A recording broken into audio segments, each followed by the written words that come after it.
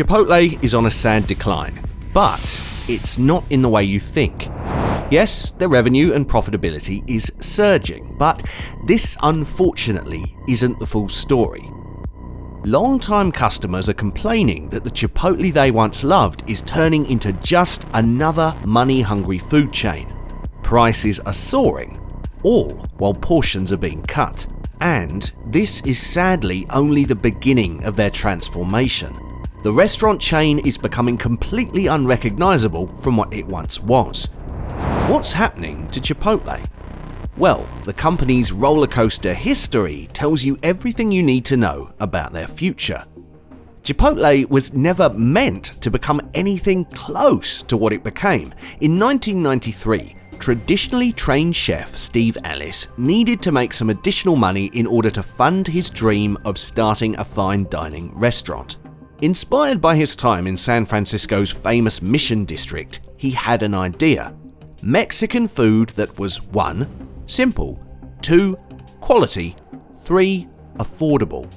With an $80,000 investment from his father, Steve was able to start the first Chipotle right near the University of Denver campus. This flagship location was built on its core principle, simplicity. The menu featured nothing more than tacos and burritos. It was decorated with barn metals and plywood, and meals cost a mere $5. To Steve's complete surprise, what was meant to be a slow and reliable income stream turned into an immediate cash hit, with Chipotle selling about 1,000 burritos per day. Within his first month, Steve was able to pay his father back the $80,000 loan. The success of this first Chipotle had Steve thinking bigger about the brand, where he then sought out a small business loan to help him expand. 2 years after the launch of the first Chipotle, Steve opened a second location, still in Colorado. After this too became a smash hit, he then opened his third a year later in 1996. Every location was seemingly doing better than the last. Chipotle's offering of quality food, limited menu, and affordable prices was everything the consumer wanted and more. His intention was always to go back to the fine dining world. This was where his heart was at, but by 1998, he knew he couldn't ignore what he had on his hands. He had the next big food franchise. Chipotle then moved outside of Colorado, opening new locations in Missouri and Minnesota. All at the same time, a new company saw Chipotle as their golden ticket. In the 1990s, McDonald's was starting to become threatened by a certain Chihuahua-branded food chain. As seen with Chipotle, people in the United States simply loved Mexican food. There was a craze, and McDonald's couldn't capitalize on it organically. While McDonald's had excelled in operations, supply chains, everything that makes a restaurant turn into a global franchise, they were really only known for hamburgers. How were they to compete with the growing interest in Mexican food? Their answer was Chipotle. McDonald's purchased a majority stake in Chipotle to the tune of hundreds of millions of dollars, helping them to expand to dozens more locations across the United States. By 2005, McDonald's had a 90% stake in the business. While on paper this was a dream, differences between Chipotle and McDonald's caused real problems. McDonald's wanted Chipotle to expand the menu, build a drive-thru, and cut operational costs. This was a no-go to the values of the company, and they refused many of these requests.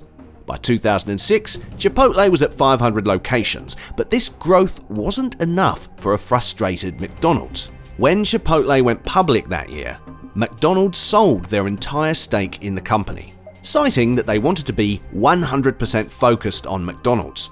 This was only a win for Chipotle, who hit over $1 billion in sales in 2007. While things were seemingly only on the up, absolute disaster was on the horizon. It was March of 2008 when Chipotle had their first food poisoning scandal. A location in California was directly linked to 22 cases of hepatitis A. This was terrible, but unfortunately nothing compared to the next incident, a norovirus outbreak that same year in a Kent state location, causing 500 people to fall gravely ill. This is when consumers began raising their eyebrows at Chipotle, and many began opting for competitive chain restaurants. Why exactly was Chipotle causing food poisoning, the likes of which weren't being seen with any other restaurants? Well, fresh food at scale equals major risks if it's not handled properly. Chipotle doesn't do mass shipments of frozen foods like a McDonald's would. Instead, they purchase as many fresh ingredients as possible from a 400-mile radius. That's all fine and dandy, unless these fresh meats become mishandled by underpaid and overworked staff. Report after report would show how locations would fail pest control, sanitation and maintenance procedures, all while workers didn't have the proper credentials to be handling the sensitive food. Even worse, staff were known to work while sick due to upper management's pressure. But this was back in 2008. Did Chipotle change their ways, build out a new internal structure to avoid future scandal? Of course not.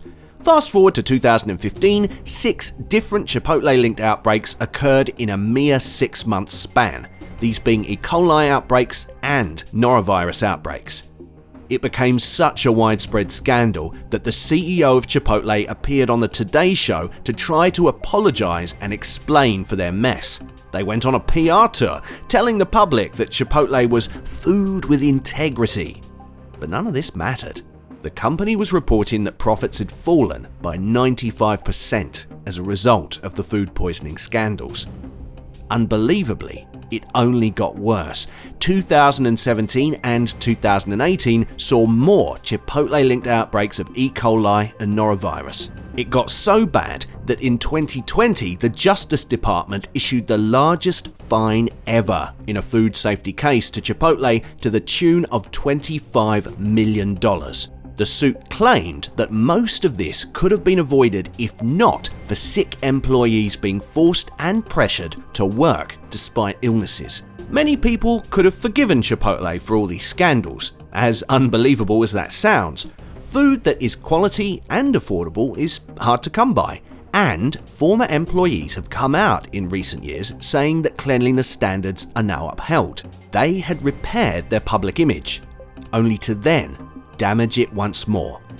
By 2021, the company raised prices by 4% across all items on their menus. This was harmless on the surface. Companies often do this to compete with inflation.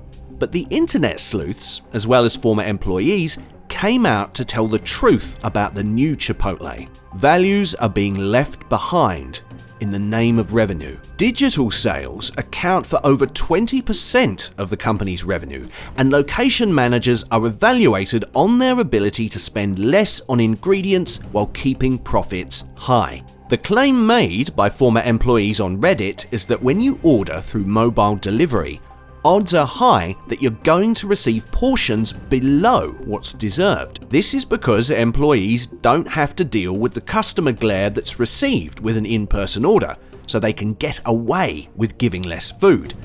And that's not all. A wave of complaints have spread across all social media about the portions of burritos now being comically smaller. Loyal customers are turning away from the company as a staple of their brand was in the gargantuan burritos that are now a thing of the past. This is Chipotle's new direction, phasing out old values in the name of increasing profits. And it's working. The company may soon hit an all-time high stock price of $2,000. After rebounding from some of the most intense scandals a fast food restaurant could face, Chipotle gained trust. But now, customers feel as if the company is keen on eroding it. Is Chipotle so focused on expansion that they're now neglecting everything that made them popular in the first place? That's the growing worry.